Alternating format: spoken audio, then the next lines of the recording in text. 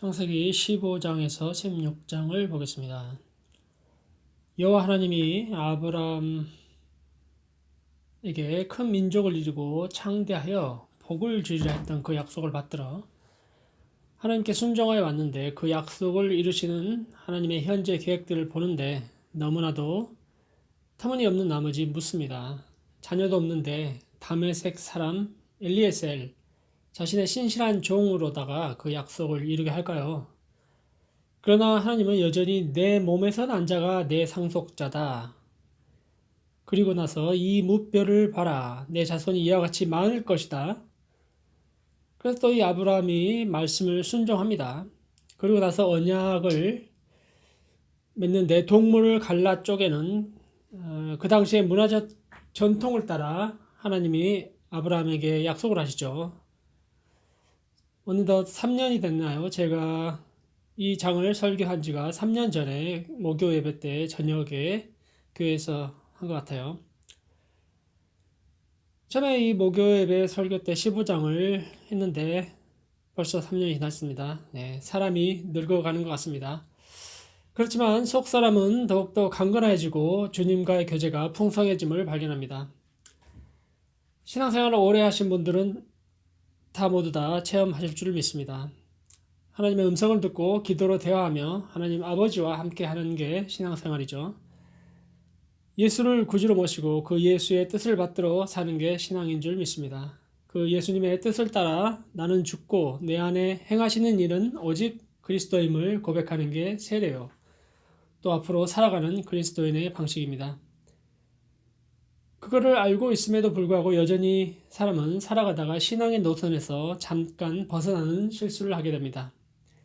16장이 바로 그 내용인데요. 하나님이 나타나셔서 면전에 나타나셔서 얘기해 주셨음에도 불구하고 그 약속을 그토록 선명하게 동영상처럼 환상 중에 나타나셔서 대놓고 말씀하셨음에도 세월이 흘러가고 그 약속이 현실화되지 않으니까 참다 못한 아브라함의 아내 사레가 방법을 동원합니다. 과거에는 우리 조선시대에도 그랬거니와 자녀가 없는 게 치욕이었던 수치였던 문화권이었습니다. 우리는 남자아이가 없었던 것을 걱정했던 문화권이었죠. 대를 이어가야 하는 차원에서 중요했던 겁니다. 그래서 우리도 첩을 두고 대를 잇는 그런 저런 사례가 있었던 것 같죠. 사례 또한 이 방법을 동원합니다. 분명한 것은 하나님이 참아주신 거죠. 다윗 왕의 여러 부인들도 참아주신 거고요. 하나님의 본래 창조 목적과는 분명히 거슬리는 것이고 그 대가는 치러지게 됩니다. 죄 중에 하나라는 겁니다. 산부인과 의사에 의하면 5명 중 1명은 불임일 가능성이 있다고 합니다. 요즘은 시험관 아기다 해서 여러 가지 과학기술적인 방법도 동원하긴 합니다만 16장 1절을 봅니다. 아브라함의 아내 사라는 출산하지 못하였고 그에게 한 여종이 있으니 애굽 사람이요 이름은 하갈이라. 2절입니다. 사레가 아브라함에게 이르되 여호와께서 내 출산을 허락하지 아니하셨으니 원하건대 내 여종에게 들어가라. 내가 혹 그로 말미암아 자녀를 얻을까 하노라 하매 아브라함이 사레의 말을 들으니라 했습니다. 하나님은 분명히 내 몸에서 아브라함 몸에서 주시겠다고 약속하셨는데도 그리고 또 아멘 하면서 믿었음에도 불구하고 사레의 말을 듣고 있습니다. 여자가 또 문제인가요? 하와도 이를 저지르더만은 사레도 그러고 있습니다. 거기에 줏대 없이 분별력 없이 넘어간 아브라함도 문제입니다. 신앙은 온데간데 없습니다. 심지어 애 못 낳는 것을 하나님 탓으로 돌리기까지 하고 있습니다. 여호와께서 출산을 허락을 안 하시는데 하면서 그러고 있습니다. 애 키우는 재미도 있고 이렇게 재미가 있어야 하는데 사례에게는 너무나도 허탈하고 심심하고 그런 일상의 생활이었던 겁니다. 아브라함은 여기서 그저 어떤 성적인 만족을 얻기 위해 동의한 게 아니었겠죠. 얼마나 그 인간적인 상황을 보아하니 자신들의 형편이 안 된 거예요. 주님의 약속은 그냥 둘째고 애를 얻는 만들자라는 방향으로 달려갑니다. 당장 어떤 열매가 없으니 기다리다 지치면 뭐라도 해야 하는 상황이었던 겁니다. 우리가 하루를 열심히 노력해서 근면하게 성실하게 살아가는 차원하고는 다른 얘기였던 겁니다. 여러분은 하나님의 약속을 받으신 적이 있습니까? 우리 모두 다가 있습니다. 성경을 믿으니 우린 그 약속을 다 받았고요. 그걸 믿고 가는 겁니다. 예를 들어 그의 나라와 그 의를 구하라. 그리하면 이 모든 것을 너에게 더하시리라 약속하셨습니다. 그 모든 게 더해지지 않은 것 같은 환경이 오는 것 같죠. 그의 나라를 위해 열심히 사는 것 같은데 그걸 더 만족시키지 못해서 주님은 이 어려운 상황을 가게 하시나 하는 질문도 있을 수 있고요. 하나님 잘 믿으면 복받을 줄 물질적으로 건강으로 정신으로 다 문제가 없어야 하는데 정상적이 하는데 사례는 애 못 낳고 있고요. 이웃의 조롱거리가 되고 있고요. 주님의 약속은 온데간데 없고 상황이 악화되어져만 가는 것을 발견합니다. 세상 사는 게 만만치 않음을 발견합니다.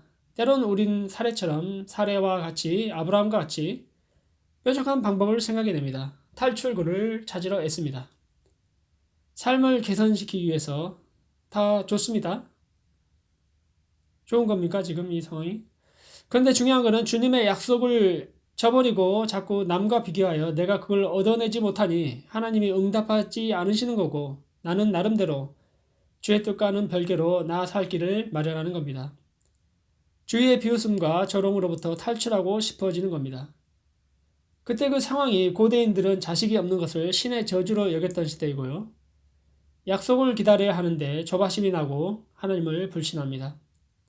아브라함도 마찬가지로 거기에 동의를 이제 합니다. 3절을 보겠습니다. 아브라함의 아내 사레가 그 여종 애굽 사람 하갈을 데려다가 그 남편 아브라함에게 첩으로 준 때는 아브라함이 가나안 땅에 거주한 지 10년 후였더라. 아브라함이 하갈과 동침하였더니 하갈이 임신하며 그가 자기의 임신함을 알고 그의 여주인을 멸시한지라. 하갈이 자신의 신분을 잊고 이제 애의 엄마가 됐으니 아브라함의 부인 행세를 합니다. 그럴 법합니까? 고대사에 이런 일이 종종 있었나 봐요. 잠언에서도 이 상황을 얘기하고 있기도 합니다. 우스운 꼴이라고 하지만 그 주인은 아브라함은 하갈에게 그런 권한을 부여하지는 않고 있습니다. 주인 하기 나름이죠. 주인이 그 어떤 권한을 빼앗을 수 있는 것도 법적으로 그때 당시에 있었습니다. 주인 하기 나름이죠. 어디 가든지. 우리는 하늘의 주인, 이 땅의 주인, 하나님 아버지께 순종해야 하고 또 직장에서는 상사에게, 가정에서는 가장에게 순종해서 사는 게 정상적인 것을 봅니다. 하갈의 꼴은 좀 우습게 되어버리네요. 아브라함이 뭐라고 합니까? 당신의 여종이 당신 거니 마음대로 편한 대로 다뤄야 하니 이렇게 얘기하는데 열받은 사례는 종을 학대하기 시작합니다. 예수 믿는 사람 집에 꼴이 말이 아닌 거죠. 어디 소문날까 무서운 상황입니다. 믿음의 조상 아브라함 집안에서 이런 일들이 발생하고 있어요. 예수 믿는 사람도 다 흠이 있는 거죠. 세상이 이런 거 볼 때 손가락질 하죠. 당연히 손가락질 합니다. 안타까운 상황이지만요. 우리가 어떤 안 되는 상황, 불신앙의 노선을 걷고 있을 때 위로를 받았으면 합니다. 내가 한 실수 때문에 좌절되거나 우울해할 필요가 없고 그 실수를 인정하고 주님께 가져가서 쇼부를 봐야겠죠.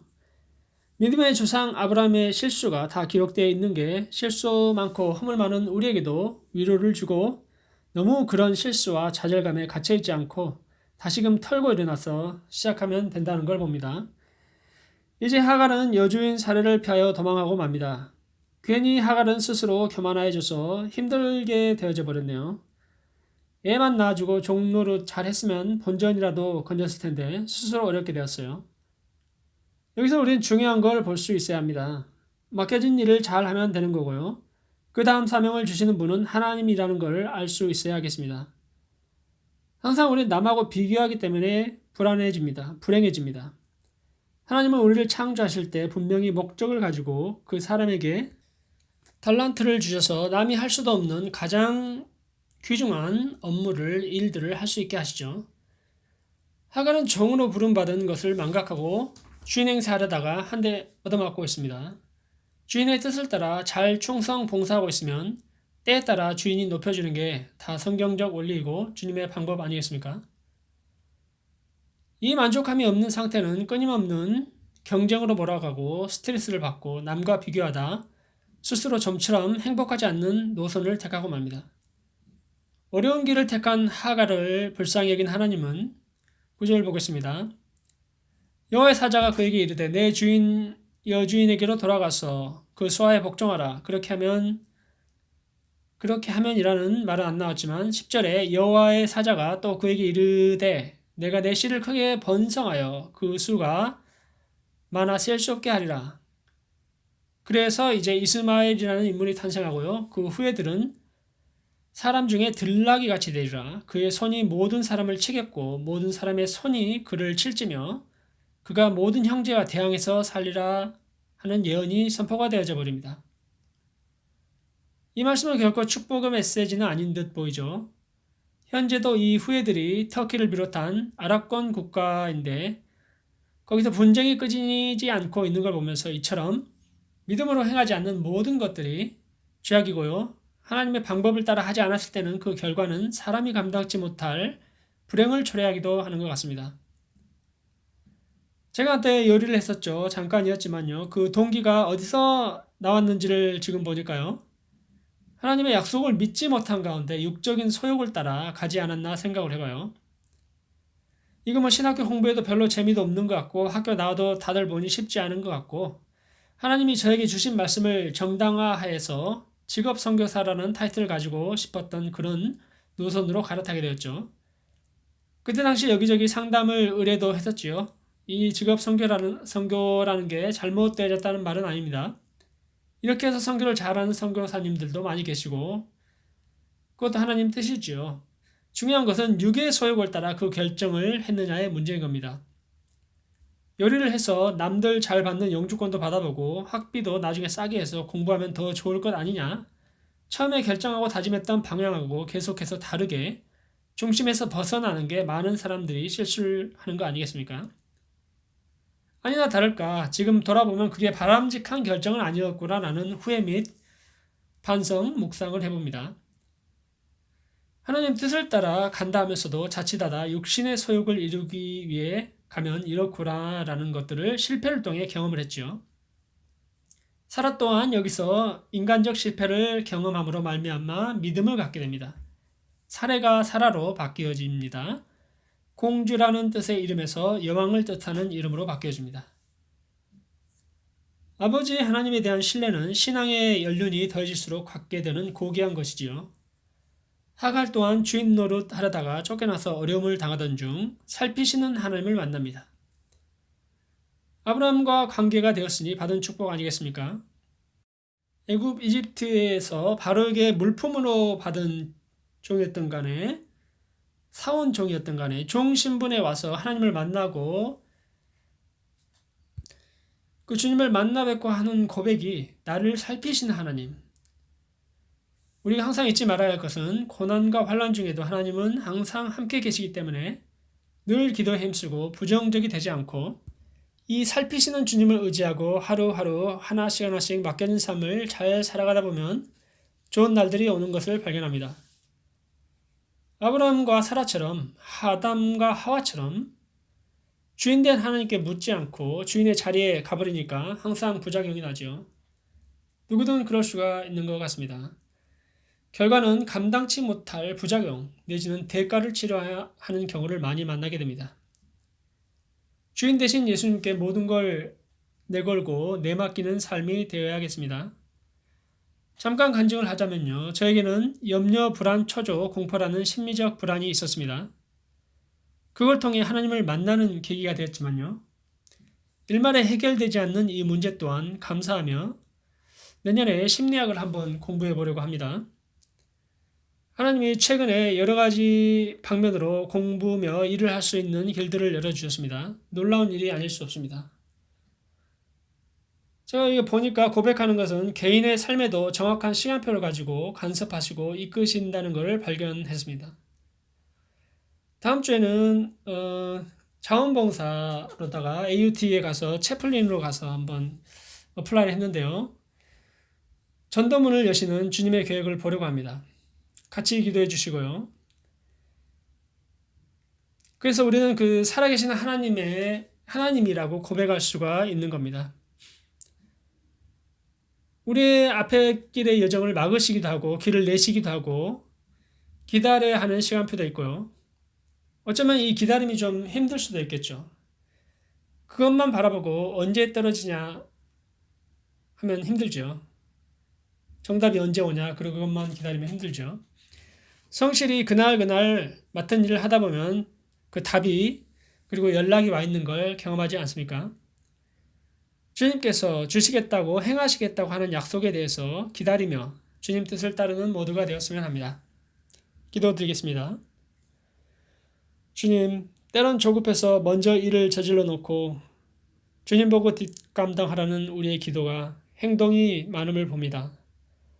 하루를 시작하기 전 한 주를, 1년을, 평생의 계획이 하나님이 우리를 향한 계획을 발견하고 반응하는 저희에게 인도하시되 혹 우리가 잘못 갈지라도 언제나 선한 길로 바른 길로 인도하실 주님을 의지하며 기도하며 동행하는 저희에게 하옵소서. 예수님 이름으로 기도드립니다. 아멘.